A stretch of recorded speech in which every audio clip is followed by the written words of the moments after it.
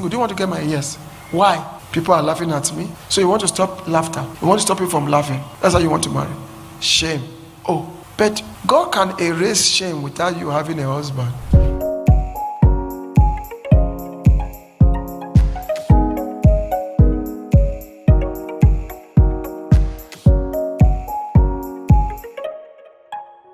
Welcome to another video. Today, we will focus on God's prophetic purpose for marriage in our age and time. Whereas most single ladies and men are eager to get married, many do not know the reason for marriage. Many wants to get married to change their status, while others just want to show their mockers that they have made it. Apostle Takim takes us through the first prophetic purpose for marriage as God intended it to be. So long as marriage is concerned, there are two expressions of the seed that Satan targets. The first expression is the prophetic purpose of marriage. That's what Satan targets to destroy.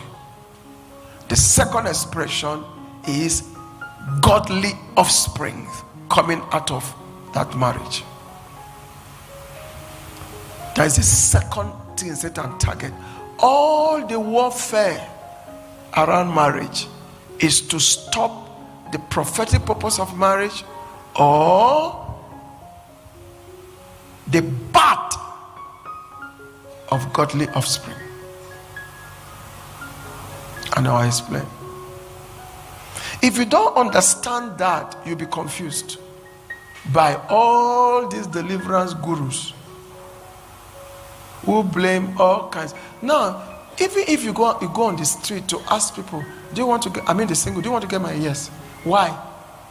The reason they gave you does not fall in line with the purpose. Companionship, change of status. People are laughing at me. So you want to stop laughter. You want to stop you from laughing. That's how you want to marry. Shame. Oh, but God can erase shame without you having a husband.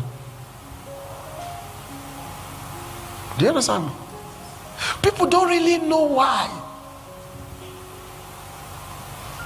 The reason for marriage does not align with God's reason for it. So as a result, you see God not involving in their quest to get or stay married. Until it aligns with God's reason for it, there'll be no backup from the throne of God. And for those that want to have children, many of us don't have children just for having sake. We don't even have a vision for it. It's not aligned. So what is God's prophetic purpose for marriage? Right. God's prophetic purpose for marriage in the grace dispensation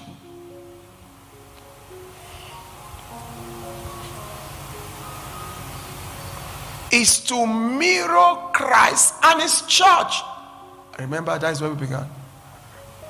It's to do what? Mirror Christ and what? And his church. Now, that day I brought that revelation, I did not give you what I want to give you now. I need to take you back there before I give you what I want to give you. Have you written that one? Talk to me. Is that, are you learning anything here? Now listen. If you look at the church, what is it that make up the church? People. Born again children of God. People in the image and likeness of Christ. They're the one that make up the church. So look at it this way. Husband, image of Christ. Wife, image of the church. Children, image of Christ-like Christians. Godly offspring. Are you understanding me? So if the husband is like Christ, the wife is like the sanctified church, the children will be godly offspring.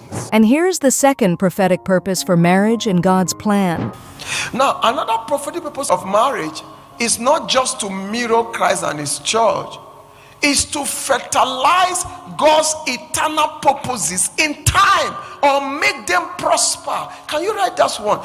The second prophetic purpose of marriage is to fertilize God's eternal purposes in time and to make them prosper.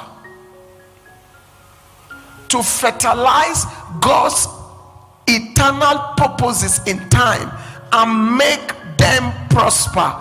That is the prophetic purpose of marriage. Number two, that is the seed. The fruit of the tree called marriage. In every fruit there is a seed, is that not? So that is the seed. That is the fruit of marriage. So if your marriage is not mirroring Christ and his church, or fertilizing God's eternal purpose in time, or making it prosper, that marriage will be protected by Satan, because it is helping him defeat God's purpose. Are you understanding me? Satan will protect it